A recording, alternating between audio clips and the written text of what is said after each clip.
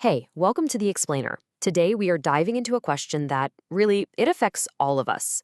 How do we actually know if we're getting good healthcare? For a long time, the answer seemed to be this one simple score. But what if chasing that number is actually making our care worse? Right? This is the big one. Every single hospital, every clinic is trying to figure this out. We all know what a good or a bad experience feels like, but how do you bottle that feeling up into a single, useful number? A number that can actually help you get better. And for years, there was this kind of holy grail in business, and especially in healthcare, to find that one perfect metric. A single number that could tell you everything, predict loyalty, predict growth, and that simplicity, man, it was just irresistible. Take this number, 86. That is the average net promoter score for the urgent care industry. Now, to give you some perspective, the average for healthcare as a whole, it's just 58. So an 86 is insanely high. It makes it look like urgent care has totally cracked the code on keeping patients happy and loyal. But is that number telling the whole story? Or is it kind of seducing us with a dangerously simple answer? So to really understand the trap here, we first need to get what the score is all about. Let's just quickly decode how these things actually work. Okay, so there are basically three main players in this game. You've got CSAT, which asks, were you happy today? Then there's CES, which asks, was it easy to get what you needed? But the big one, the Net Promoter Score, or NPS, it asks a much bigger question. How likely are you to recommend us to a friend? See, that's a test of long-term loyalty, not just a one-off good mood. So here's how NPS works. It sorts everybody into three buckets. First up, you've got your promoters. These are your super fans, the people who give you a 9 or a 10. They're not just satisfied, they're going to go out and actively tell their friends to come see you. They're priceless. Then you've got the passives. These are the folks who gave you a 7 or an 8. They're fine, satisfied but not really enthusiastic. The problem is they have zero loyalty. A competitor with a slightly shorter wait time or a better deal can snatch them up in a heartbeat. They're a huge risk. And finally, we get to the detractors. This is anyone who scores you from a 0 to a 6. These are your unhappy customers. And in healthcare, let's be real, a score this low isn't just about a bad day. It can mean real anger. These are the people who will actively damage your reputation with bad reviews and bad word of mouth. Now, the final score is super simple. You just take the percentage of your fans, the promoters, and subtract the percentage of your haters, the detractors. Easy, right? But here's the twist. This obsessive chase for that one shiny number, it can create some really dangerous traps that actually make patient care worse. Okay, this is the data trap. Check out this chart. Research shows that patient surveys have this massive problem called non-response bias. It creates this J-shaped curve, which basically means the only people who bother to answer are either super, super happy or super, super angry. And what that creates is this huge group in the middle, the silent 70%. The folks who had a totally average, maybe even complex experience. They just don't respond. So the final score is built on a foundation of extremes. The number you see isn't the whole story at all. It's a story told only by the loudest voices at either end. Next up is the quality trap, and this one is a really big deal. Just imagine this. A patient comes in with a simple cold, a virus, and they demand antibiotics. If the doctor gives in just to make them happy, boom, they probably get a high NPS score, but they just practiced bad medicine. But what if the doctor does the right thing and explains why antibiotics won't work? Well, they risk getting a really low score, even though the clinical quality was fantastic.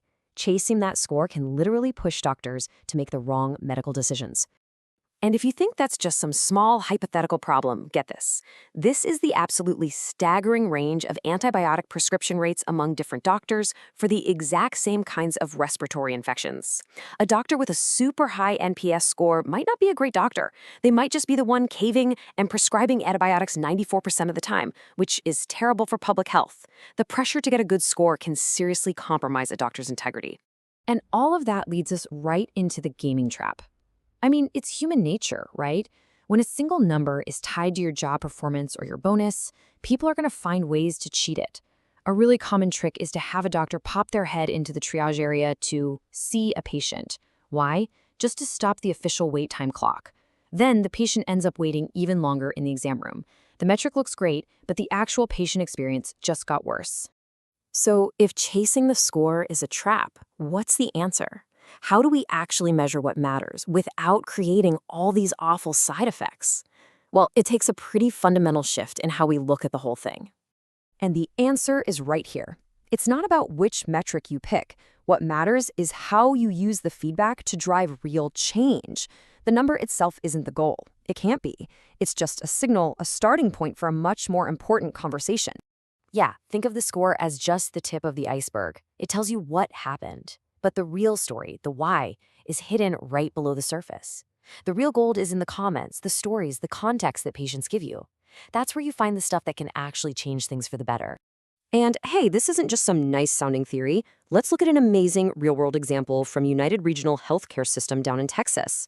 They decided to stop focusing on the score and start focusing on the follow-up. This number is just incredible. 71%. That is the percentage of their detractors. We're talking their angriest, most unhappy patients that they were able to turn into promoters, into fans. And how did they do it? It was so simple, it's almost brilliant. When a patient left bad feedback, a nurse manager would personally call them within a day, not to argue, not to defend themselves, just to listen. That one simple human act completely changed everything. And the results were just mind-blowing. Among patients who came back and had gotten one of these follow-up calls, the hospital's Net Promoter Score just skyrocketed from a mediocre 15% to an elite 71.5%. This wasn't about gaming a metric or cheating the system. This was about systematically rebuilding trust, one real conversation at a time. It proves that what patients often want more than anything is just to feel heard. And here's the simple framework they use to train their staff. It's called the heart-head-heart model. It's so good. You start with the heart, you connect with empathy, you validate their feelings. Then you move to the head. You logically address the problem and explain what you're going to do. And then you always end back on the heart, restoring that human connection. It's such a powerful tool.